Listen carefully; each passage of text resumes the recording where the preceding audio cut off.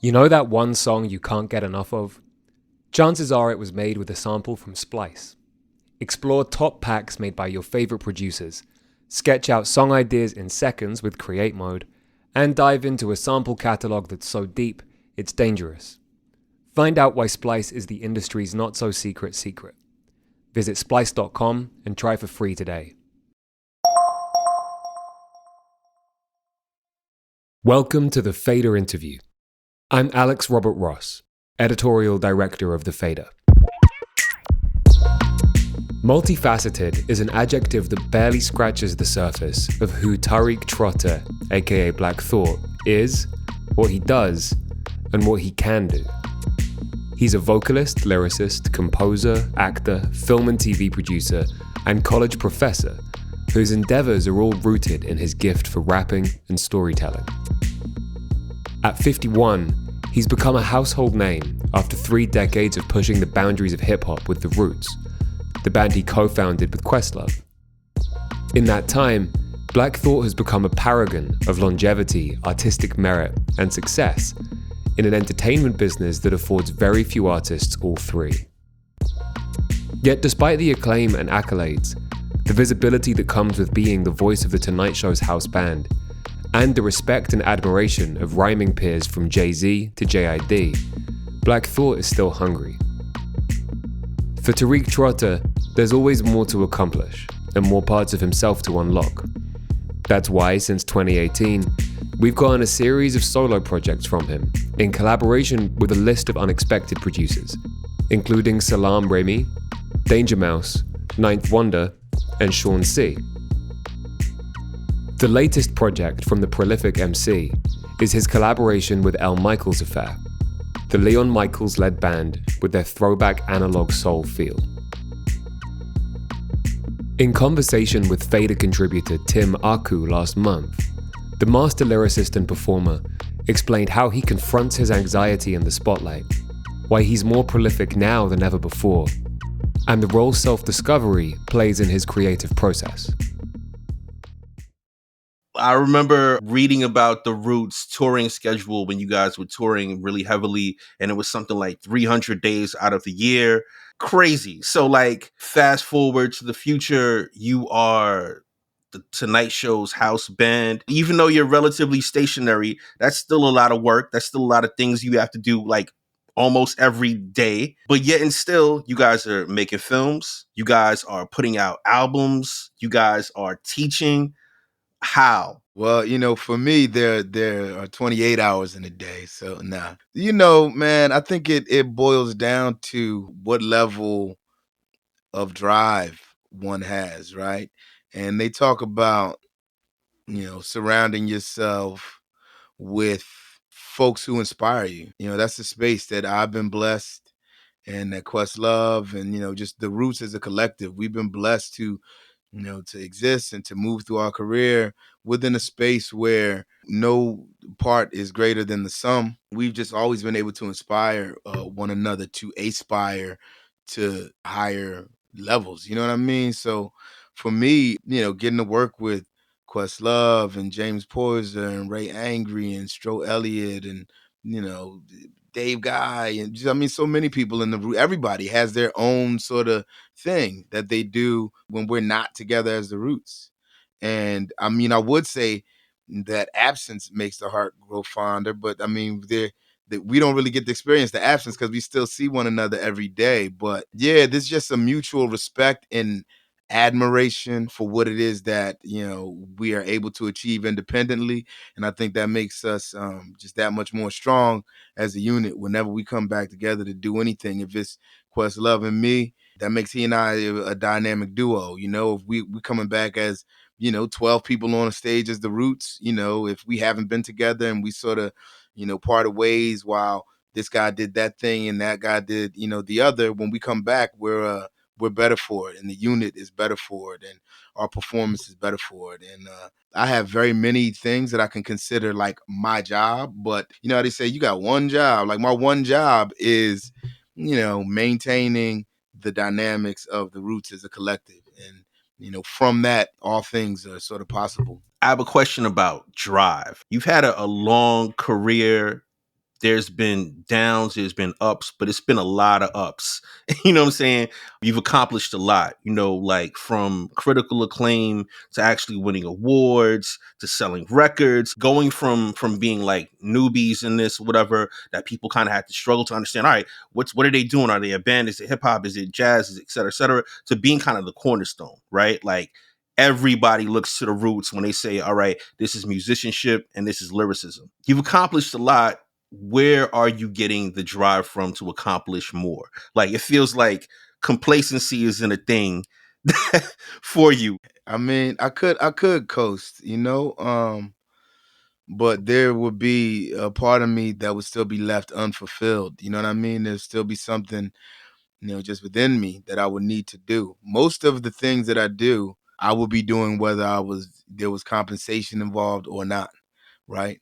I'm a creative. I'm an artist. This is what I've always been. The medium changes, right? It's ever evolving. The disciplines cross. You know what I'm saying? I work in different spaces in different fields, but it's all as a creative, and it's all me as a storyteller, just using whatever tools I have at that particular moment to tell the same story. I feel like that's what it boils down to. And, the reason why I'm motivated to still just achieve a thing, to achieve more, is because I've yet to achieve it all.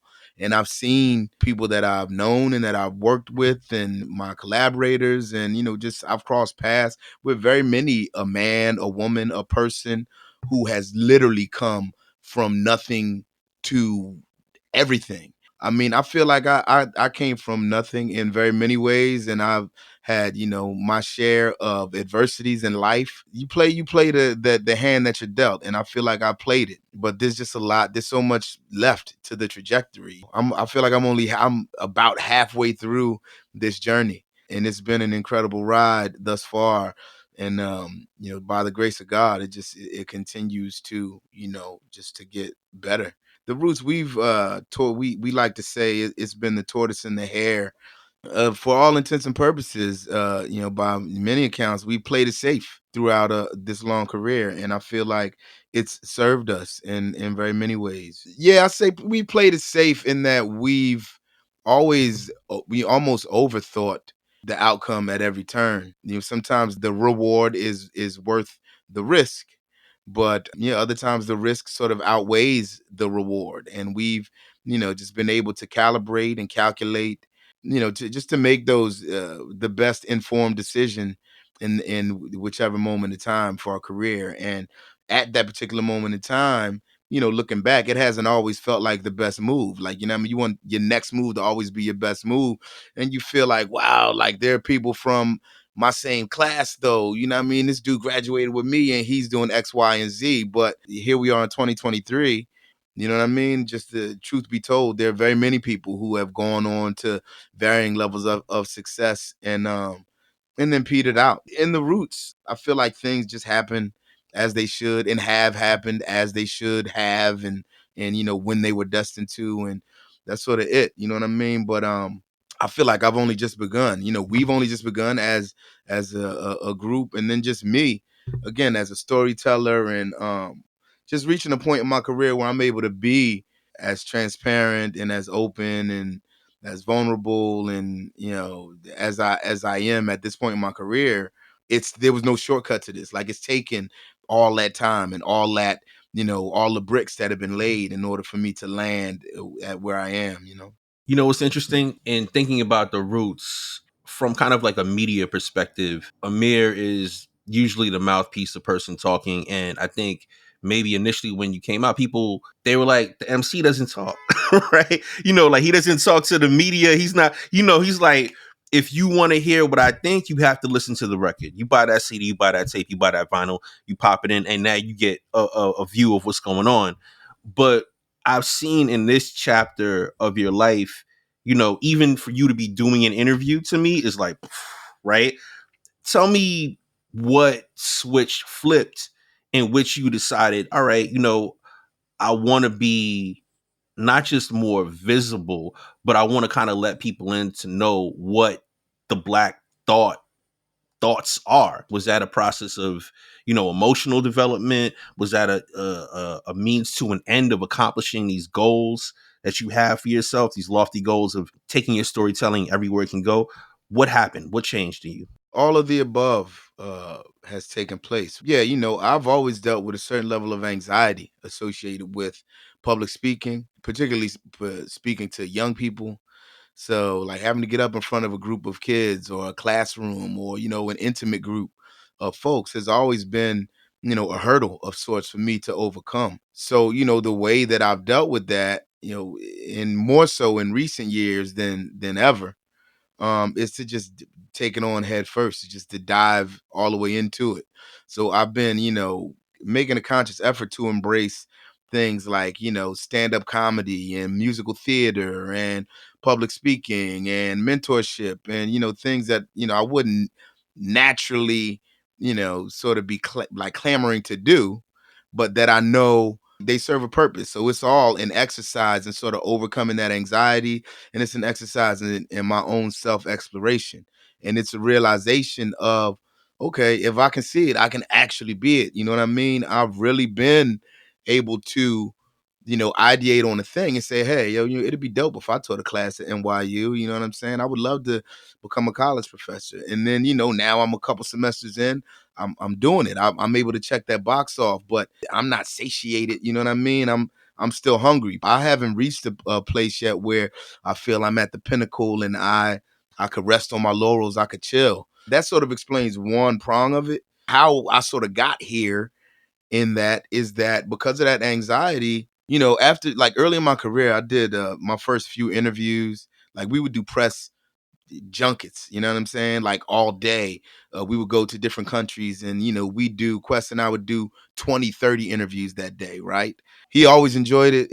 He was made for it. This is what he would do, play interviews when we were kids. Like he was like about that interview life, right? I was never about that. To your point, I've always felt like if you really want to know what I have to say, like I'm saying it in all these songs. Like this extensive discography is me, is my point of views, my world views, and my social political views, and how I feel about myself and family. And we started out, and I was misquoted a couple times earlier on, and that sort of just left a bad taste in my mouth to where I did say, okay, you know what? Since this seems to be just a reoccurring theme, I'm gonna fall back, and I'll just have Questlove, who enjoyed it and who, was articulate and eloquent. He figured out how to engage the interviewer without always answering the question even. You know what I mean? Like he would engage you for forever until you forgot what you asked him. And it's a certain skill. He's a master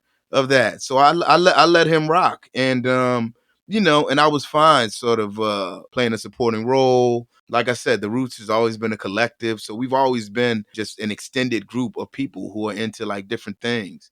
So I was fine playing a supporting role, but that only served me to a certain extent.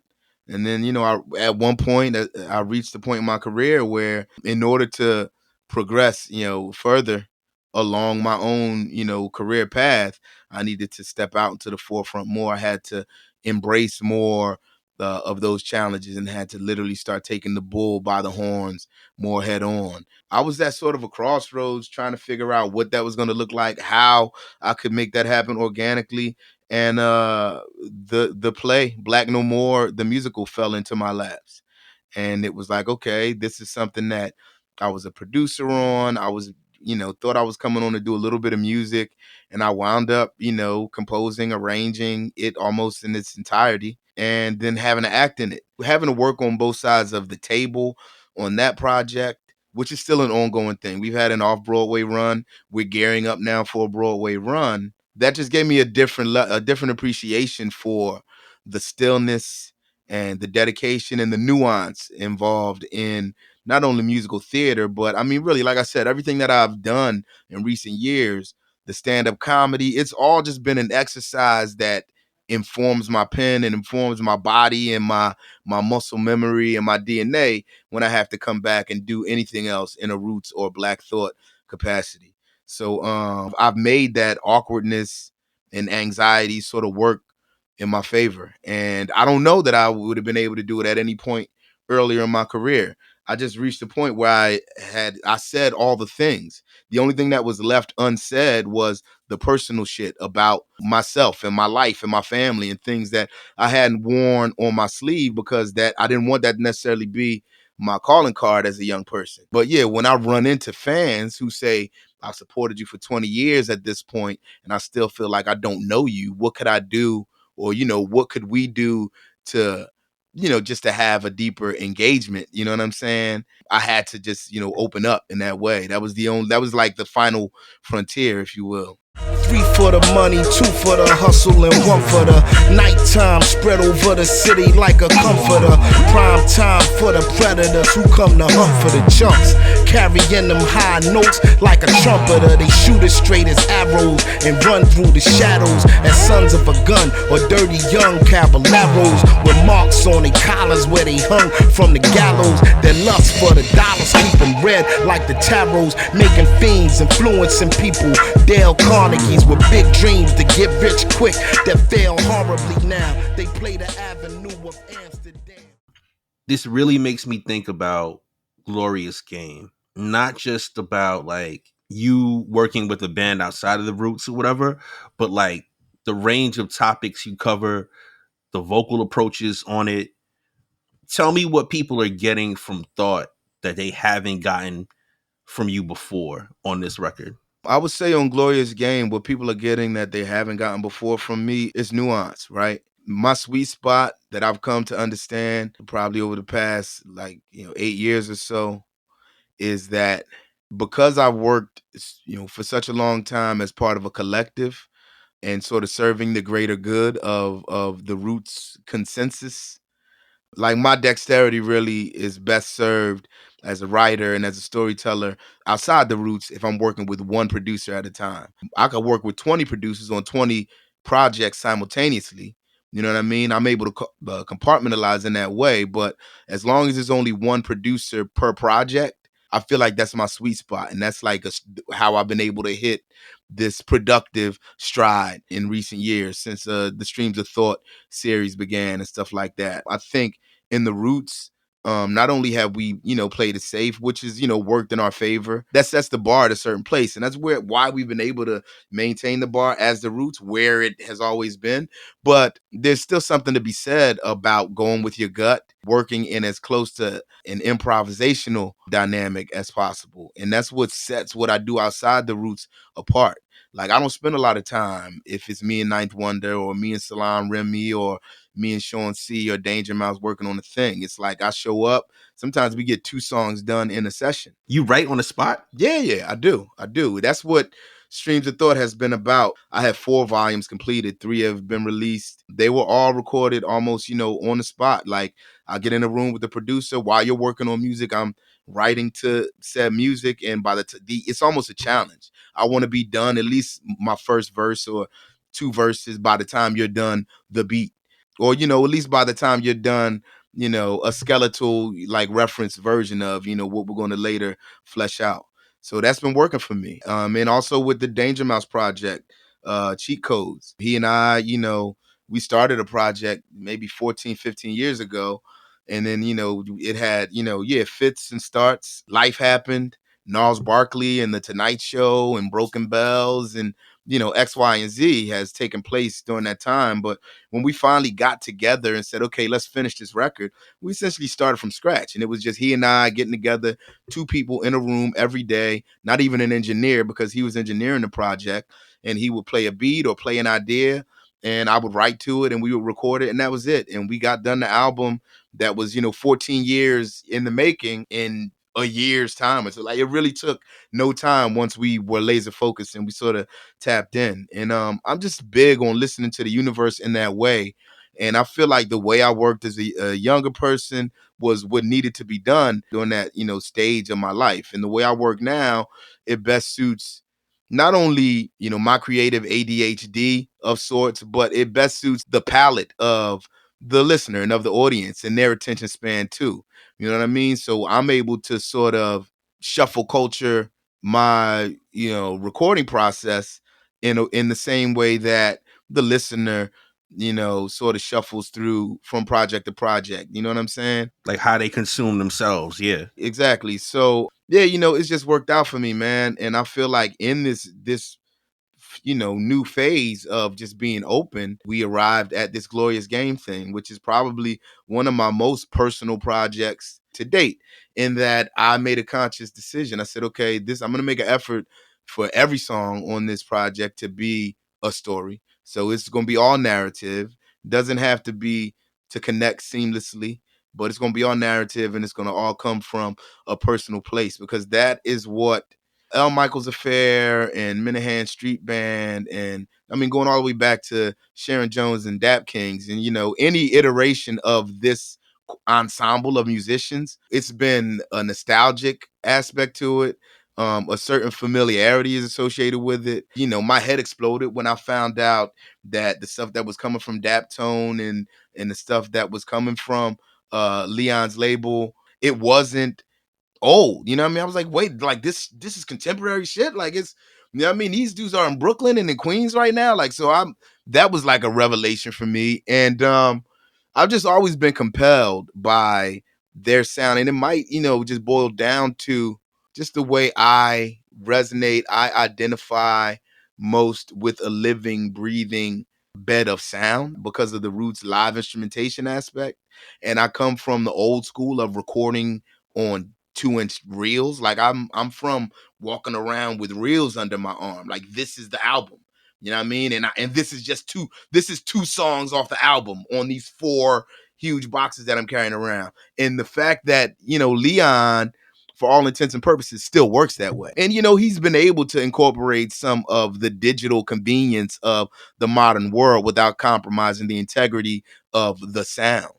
And I feel like he's one of the only producers who exists in that space. You know what I mean? You got some people who sort of touch on it, like, you know what I mean? Mark Ronson does it a little bit. Free Nationals, you know what I mean? Kerrang Band. Like, it's a couple people who sort of do that, but I feel like he's mastered it. He lives in it, and it's so effortless that it makes the creative process effortless. And that's all I'm really here for. Because we were just saying, I'm not doing any of this because I need to. I'm doing everything that I do because, I hate to say it's self-serving.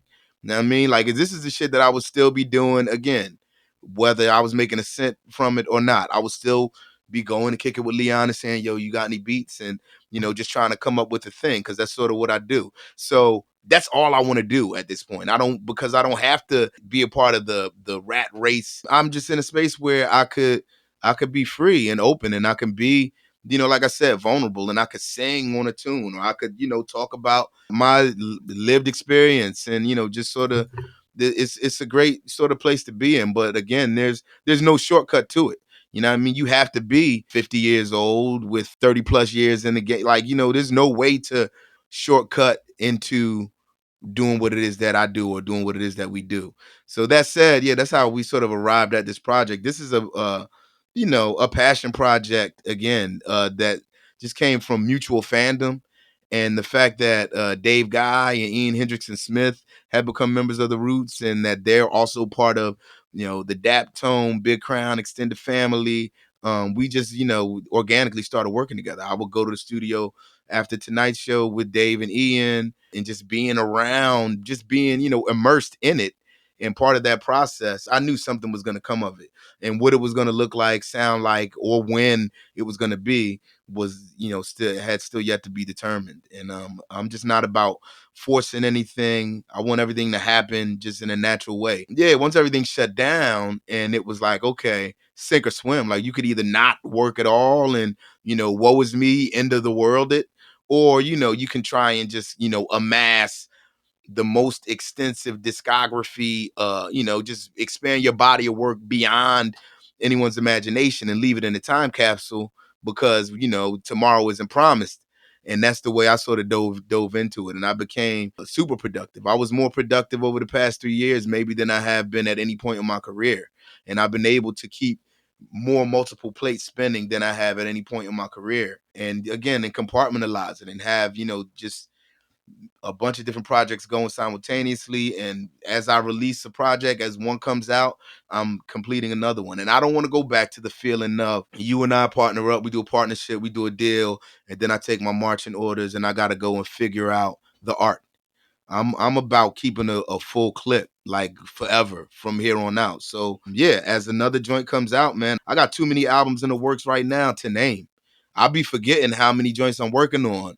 And it's not even, it's like we got joints recorded, you know what I'm saying? Like me and so many different producers and other artists. And I really, I don't even know if earlier on it was about pride as much as it was just a standard within the industry that, like I'm not gonna be on nobody's jock, right? So we were far less likely 20 years ago, even 10 years ago, to give the next person their flowers, right? And to say, hey, I'm a huge fan of yours. I've always wanted to work with you. And I'm all about that now. And I feel like that's the case with a lot of artists that I have a great deal of respect for too. So we're finding out that we've always been fans of one another and have always wanted to work together and have just not gotten around to it. And then that also informs, when we do get around to doing it, it's like it comes. Me and Salam Remy did that album, Streams of Thought Volume 2, in like 2 sessions. Like we had on our third recording session, the third time I went to his house, we were putting the finishing touches on that album. Tell me how you're going about these collaborations and how these things are kind of coalescing, because usually when people think about so and so rapper is going to do a collab, there's kind of like a short list of like the usual suspects. None of the suspects you've really rocked with thus far have been like the usual suspects. Maybe kind of Ninth, because Ninth had done that before or whatever, but not Salam, not Sean C, not Danger Mouse to this extent. I haven't seen something like this since Danger Mouse did like, the Doom record or the Gemini record at the beginning of his career, right? So talk about how these collaborations are coming about. They've come to be in an organic manner. So it's just folks that I already have a rapport with, or who are in my life or connected to me, maybe by separated by 1 degree. Like a good example, Streams of Thought Volume 4 was produced completely by a producer named 14KT, or he goes by KT. He's from Detroit. He's now LA based, a brilliant producer. I never knew dude, I mean? I wasn't familiar with his work, but I've got lots of, connections to Detroit. I got family, longtime friends. DJ Jazzy Jeff does these retreats, at his home annually, where he flies in writers, producers from all over the world with a concerted effort of let's come up with the dopest thing we could do in a week or in 2 weeks.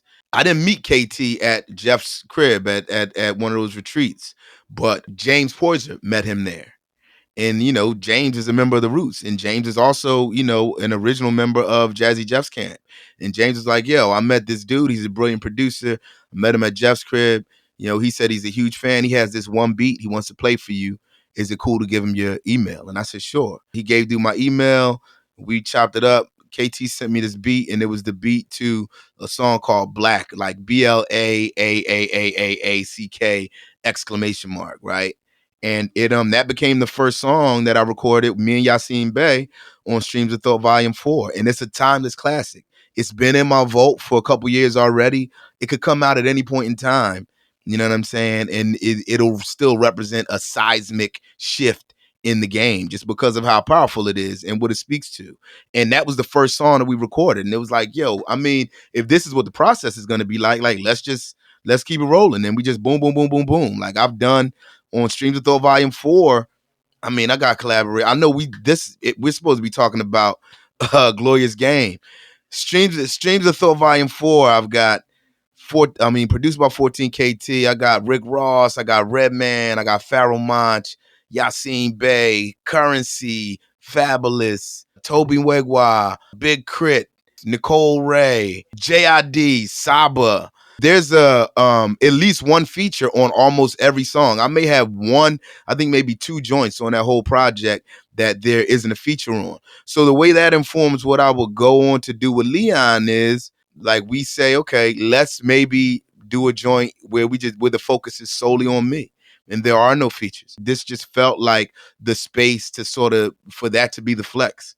You know what I mean? And that's what aside from, aesthetically, sonically, that's what distinguishes those 2 projects that I worked on simultaneously. But yeah, that said, man, it's just it all comes from a natural place and a real place. Another thing that really stands out in what you said is that it's a more improvisational approach to creation that feels a lot more free. And I'm thinking about the textures of the L. Michaels record, of this, Glorious Game record, and how they not only lend themselves to like emotion, you know what I'm saying? But they lend themselves to like that flow of the emotion being put into story form for a song. Like That Girl. I pulled the flower from the garden, a pure flor de jardin. Her bloodline mixed the Philippines with New Orleans. The vibe made me think of Diane, Carol, and Claudine. Whoever couldn't see it, then so be it. Like I mean, a queen nightingale and her wings whisper the sky and tell. The sun and moon are her biggest fans, they send a mail. Skin caramel, a magnetism none could parallel. From Venus to Venezuela, they call her Miss Michelle. Her beauty truly a treasure, her laughter was a song. No way I could ever be right if loving her was wrong. There was times my character might have been less than strong. She would leave, but she'd always come back where she belonged. She got the whole wide world under her finger. When we were young, she came in and stung me with a stinger. You hear the tenderness kind of in it. You hear like the appreciation, admiration for women, a woman, I'm not sure, right? But like you feel it, you know what I'm saying? So tell me a little about that record specifically. You summed it up really in a nutshell. It was one of those beats that it was like, okay, I mean, none of the music that Leon came up with during this process of recording original joints, often during this process, he would record a full-on original composition with live instrumentation and then sample a small section of it and then play more live instrumentation over that section, which is, just a different process in and of itself. And that lends itself to layers of emotion, right? If I have that sort of composition to begin with, it's not broke. I could listen to just the music alone, without any words. So I don't want whatever it is that I do, it has to be adding on. It has to be giving more insight. It has to be, moving the story along, moving the emotion along. It has to compel you in a different way than just listening to this beautiful music would. So that's sort of the approach. And That Girl is almost not the antithesis, but it's the other side of the coin to the song You Are Not Alone. You Are Not Alone is a song for women, about women, right? That is relatable for any woman who sort of has to hustle to get from A to B, or from A to arrive at Z. That Girl is about my wife. It's about my lady. So those are sort of the two extremes. Even in my class, I talk about how, LL back in the day set that precedent with I Need Love, of being a rapper's rapper, someone who's super lyrical, but who always finds a place, on an album to do that, I want you, or to do that, I need love, or you know what I mean? He set that precedent. He was like the first rapper that I had that level of respect for as a pioneer, like the first artist out of my top 5 who made it cool, made it okay, made it, valid as a writer to tell that sort of story. Rakim with Mahogany. You know what I'm saying? Yeah, stuff like that. So this album is almost like a continuation of that tradition. Like songs like those begat songs like, the You Got Me's and Silent Treatments from the Roots catalog, which are still, very different from what it is that I do here with songs like That Girl and You Are Not Alone. So, but they're all correlated. You know what I mean? It represents an evolution of a certain type of storytelling that I feel like just shows range, and it gives depth and dimension, to an artist. You know what I'm saying? Every joint can't be, I mean, well, you make creative decisions, right? I could do an album without taking a break. That's an album's length of just all going at rappers, you know what I mean? Just super lyrical, derical, hysterical, you know what I mean? That's less of a challenge for me. So for me, what is more engaging is to rise to an occasion, to rise to a challenge, and see something through to fruition. That's where you get this sort of project where I feel like Leon and I receive as much out of it as the consumer. It brings me to even the title of the record, Glorious Game. What does that mean to you? For me, Glorious Game is just that information passed down from an OG, from a gatekeeper, from an elder statesman, if you will, with a cautionary tale here and there, but not being too preachy, told from a personal perspective, just giving you some jewelry to move with. You know what I mean? Hopefully, every listener is going to be able to latch on to a different part, a different aspect of this project, and then move on and apply a different part of it to what it is that they have to do, either to their process or to their relationship or to their, self-awareness, their understanding of themselves, or to their lives. You know what I'm saying? So that's what it means to me. If we clash, I'll haul the trash off and haul the cash off and ball and that's all. That's all, it ain't too much talk. All y'all chumps, it ain't enough chalk. Y'all thought the name was just all, come on, I'm too strong for y'all to cut short. You see light like mine once a lifetime, when some young gun becomes an icon. But somehow they'll cut down the flight time unless they send that heat down the pipeline. My mind is hard to explain, call y'all all aboard for this train. I float like a Nautilus, man. Damn, I love this glorious game.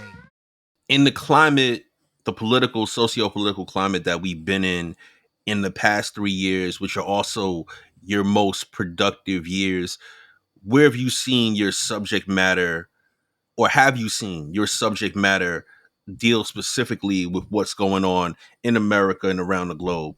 Tell me about how what's outside, what's going on, has been informing your artistry in this most productive part of your career. During this, the past few years, I've been able to lean into it. Part of it may have been, again, I talk about how absence sort of makes the heart grow fonder. At the top of 2020, I had at that point been working on Black No More, the musical, for 5 years, right? So I was 5 years into a project that already had me outside of my, safe space, and just, in a creative space where I was existing within the world of ideas. So anything sort of goes, right? I was writing multiple different genres of music simultaneously for multiple different voices to perform simultaneously, and then also having to write in my own voice and, maintain that whole aspect of it. So when things sort of shut down, I was just so open. Like, I've been a sponge, and the fact that I had to learn how to move as a composer, arranger, performer in the musical theater space. That just had me just, in my feelings in a different sort of way when it was time to come back to what I knew. Like, I've always rapped about the same thing, you know what I mean? What's happening around me. And, earlier on, it may have been less personal. I may have spoke more for the Black man in America as opposed to, my lived experience as a Black person in America. I may have spoke, come more from a perspective of the Philadelphians, speaking for my fellow Philadelphians. But yeah, at the top of 2020, when everything shut down and with everything that's been happening in the past few years, I feel like I've come to understand how my personal story, like the purpose that it could serve, and how through my personal story and through me being as transparent and, again, as open as I've been able to become, how that will best serve the greater good and, just really the world on a whole. So you think about, how can I make a difference? For me, I never intended to say, I never want, say, yo, I want to save the world. I want to start a revolution. I knew I wanted to be revolutionary. And I've been around long enough to meet people who tell me that they were at the end of their rope. You know what I mean? There are people who are in my life now who, were very close to ending their lives. You know what I'm saying? Were very close to, either taking their lives or taking someone else's life or just giving up completely, who through something that I wrote on a random Tuesday that, wasn't even, if you ask me what's the most impactful, important shit I've ever written, I wouldn't even list those songs, those bars, but they like, yo, this thing that you said at this time, struck me in this way, and it's changed my life. And that's happened to me enough times where I realize that it's those small victories, and it's through those small victories that I'm able to make the most impact. So this is how I'm changing the world. This is my way of saving the world. It's one person, one listener, one project, one verse, one bar at a time. Chuck D said, I don't rhyme for the sake of riddling. I'm from cut from that cloth. You know what I'm saying? Every bar that I say, every word that I make a reference to, every term, every, concept, it means something to someone. And a lot of it might go over your head. That means it wasn't necessarily for you, right? But it's gonna land. Everything is gonna land someplace, and that's just it, man. That's like where I am as an artist, and that's what makes it, most meaningful, to me. And I went into overdrive in that regard, since 2020.